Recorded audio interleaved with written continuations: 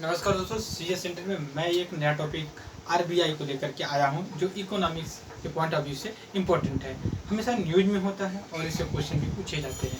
देखिए, क्वेश्चन वहीं से पूछे जाते हैं जो हमेशा न्यूज में होते हैं। अगर मैं कहूं कि अगर 100 क्वेश्चन पूछा जाता है तो उसमें से ऑलमोस्ट 70-75% या क्वेश्चन जो है कि यूपीसी हो या स्टेट पब्लिक सर्विस कमीशन है या फिर अदर कोई एग्जाम जो जीएस जनरल स्टडी का क्वेश्चन बनाते हैं, तो उनमें 70-75% क्वेश्चन जो न्यूज में रहे हुए हैं वो उन्हीं से पूछते हैं। यूपीएससी की अगर मैं बात करूं तो जैसे उसका फेवरेट टॉपिक इकोनॉमिक्स में ले लिया जाए, उसका सबसे बड़ा फेवरेट बैंकिंग में आपका आ जाता है स्पेशली इन्फ्लेशन, उसके बाद आरबीआई, राइट, बैंकिंग सिस्टम कैसे काम करती है। दूसरा टॉपिक आ जाता है इंटरनेशनल ट्रेड आ जाता है। तीसरा आपका आ जाता है नेशनल इनकम। ये 3 टॉपिक आरबीआई का बहुत ही फेवरेट है। बचा खुचा जो होता है वो आपका एग्रीकल्चर वगैरह से पूछ लेता है। लेकिन इस साल 2022 का जो क्वेश्चन बना हुआ था, ऑलमोस्ट अगर 12 से 15 का क्वेश्चन पूछा गया था तो उसमें से 5 क्वेश्चन ऐसे थे वो ये इन्फ्लेशन पे बने हुए थे। हमेशा इस साल भी और प्रीवियस ईयर में भी यूपीसी ने आरबीआई से लेकर के क्वेश्चन पूछता है, तो इसलिए मैं आरबीआई के यहाँ पे थोड़ा सा एक ब्रीफ डिस्कशन डायनामिक टाइप से कवर करने के लिए कोशिश करूँगा। उसमें वही पॉइंट कवर करूँगा जो एग्जाम में पूछा गया है अब तक, या फिर कोई संभावना या प्रोबेबिलिटी हो आने वाले एग्जाम्स में। अगर आपसे सीधी सी बात पूछा जाए कि आरबीआई का फुल फॉर्म क्या है, तो सभी को पता होता है रिजर्व बैंक ऑफ इंडिया। ये सेंट्रल बैंक होती है। सेंट्रल बैंक का मतलब ये होता है कि सारे जो बैंक होते हैं, other SBI, union, HDFC, ISC वगैरह वगैरह, सब लोग कहीं न कहीं अपना अटेंडेंस आरबीआई के रजिस्टर में लगवाते हैं। इसलिए लगवाते हैं और इसलिए करना पड़ता है कि ऐसा ना हो कि आम आदमी के साथ कोई फेक नाम की बैंक बना करके उनसे फ्रॉड। हालांकि इसके बावजूद भी बहुत से फ्रॉड होते आए हुए हैं। जैसे चीट फंड एक काफ़ी फेमस स्कैम रहा हुआ है इंडिया का, उसमें हुआ था। वैसे ही बहुत से शेयर मार्केट में, अगर आपने एक पर्सन थे गुजरात के, हर्ष मेहता, उनके नाम पे एक मूवी भी बनी है, मूवी का नाम नहीं पता। उन्होंने शेयर मार्केट में काफ़ी उतार चढ़ाव करके प्रॉफिट कमाया। तो इसलिए हम आज जो मनी मार्केट का एक वीडियो बनाए, मनी मार्केट से ही रिलेटेड जो आरबीआई आती है, तो आरबीआई के बारे में हम डिस्कस करेंगे। पहली बात, आरबीआई फुल फॉर्म क्या है? उस सेंट्रल बैंक होती है, गवर्नमेंट ऑफ इंडिया की बैंक होती है, राइट। ये इंडिपेंडेंट बॉडी होती है, स्टैट्यूटरी बॉडी होती है। स्टैट्यूटरी मतलब एक लॉ के अकॉर्डिंग बनाया गया है। पहली बार इसको 1934 में लाया गया थ्रू आरबीआई एक्ट 1934। आपको पता है इंडिया उस समय ब्रिटिश कॉलोनी था और 1947 में इंडिपेंडेंस मिला। ये साल जैसे इंडिपेंडेंस मिला और 1949 में आरबीआई को नेशनलाइज कर दिया गया, मतलब गवर्नमेंट बैंक बना दिया गया। दूसरी बात आते हैं कि आरबीआई मल्टी मेंबर बॉडी होती है। उसका एक गवर्नर होता है जो गवर्नमेंट ऑफ इंडिया अपॉइंट करता है 3 ईयर के लिए। वो फिर रीअपॉइंट 3 साल के लिए हो सकता है, राइट। ऐसा कोई एज वगैरह का कोई प्रोविजन नहीं है। मोस्टली स्पेशलिस्ट जो होते हैं, जो इकोनॉमिक के एक्सपर्ट्स होते हैं, वही बनते हैं। लेकिन ऐसा कोई हार्ड एंड कोर क्राइटेरिया नहीं है कि वही बने। वो आईएएस ऑफिसर भी बन सकते हैं, जिससे इस समय शशिकांत दास हैं, वो एक आईएएस ऑफिसर हैं। इससे पहले उर्जित पटेल, उनसे पहले रघुराम राजन थे, वो लोग एकेडमी इकोनॉमिक्स के एक्सपर्ट थे, वो लाए गए थे।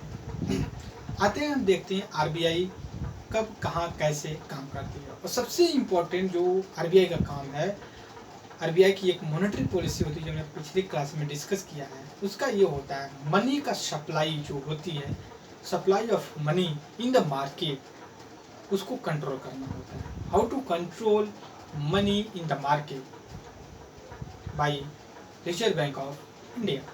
वो मॉनेटरी पॉलिसी ऑफ कमेटी होती है, जो 6 मेंबर बॉडी होती है, 2016 में इस्टेब्लिश किया गया और आरबीआई एक्ट 1934 के अंतर्गत आते। हम देखते हैं यहाँ पे जो जो पॉइंट इंपॉर्टेंट हम देखते हैं। पहली बात, अंडर आरबीआई एक्ट में लाया गया, इसको नेशनलाइज कर दिया गया 1949 में।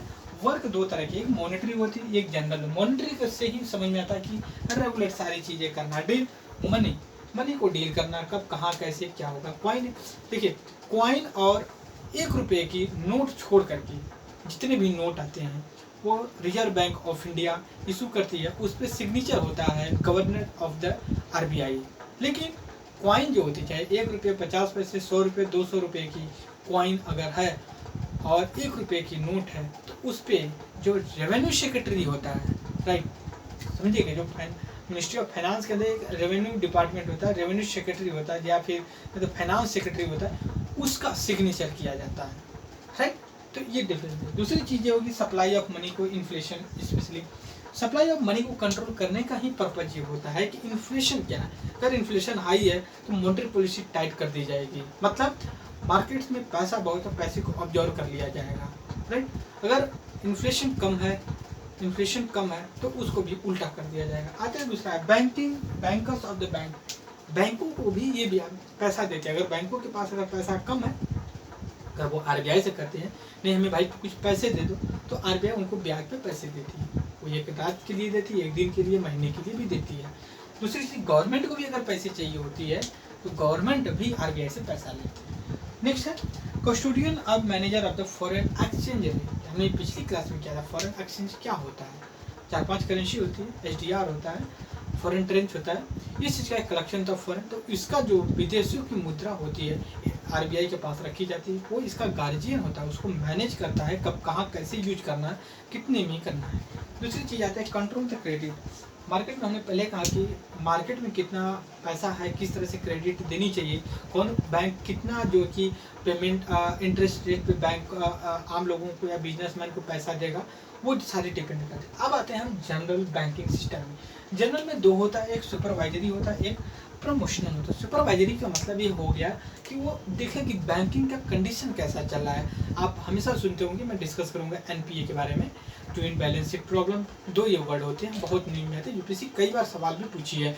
जैसे मैंने किसी बैंक का NPA या NPA बहुत ज़्यादा है तो उसके ऊपर कुछ पाबंदियाँ लगा देगा कि नहीं आपके पास इतना कर्ज है, आप पैसा नहीं चुका पा रहे हैं, आप तो फिर अब ये चीज़ें मत करो। तो ये सारी चीज़ें यहाँ पे मैंने 2 बैंकों के एक में मर्ज करना, अमलगमेशन बोलते हैं उसको।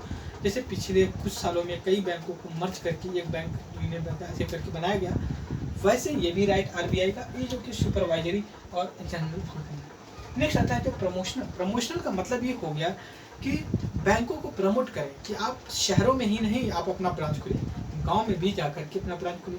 ATM यहाँ पे लगाइए जहाँ पे डिमांड है, गांव में भी ATM लगाइए। आज भी गांव में ATM बहुत कम मिलते हैं, उनको प्रमोट कर RBI कहेगी नहीं आप गांव में जाइए, आपको कुछ इंसेंटिव दिया जाएगा।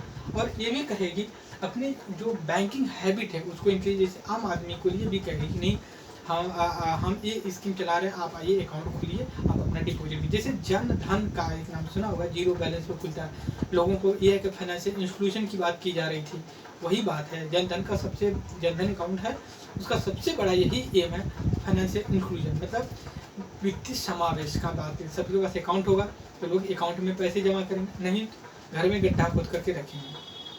इस वीडियो में मैं RBI का इतना ही इंट्रोडक्शन करूँ। RBI का ऐसे ही और भी करूँगा, और भी क्या फंक्शन होती है, कैसे इंटरेस्ट रेट को रेगुलेट करते हैं। So thank you very much discussion.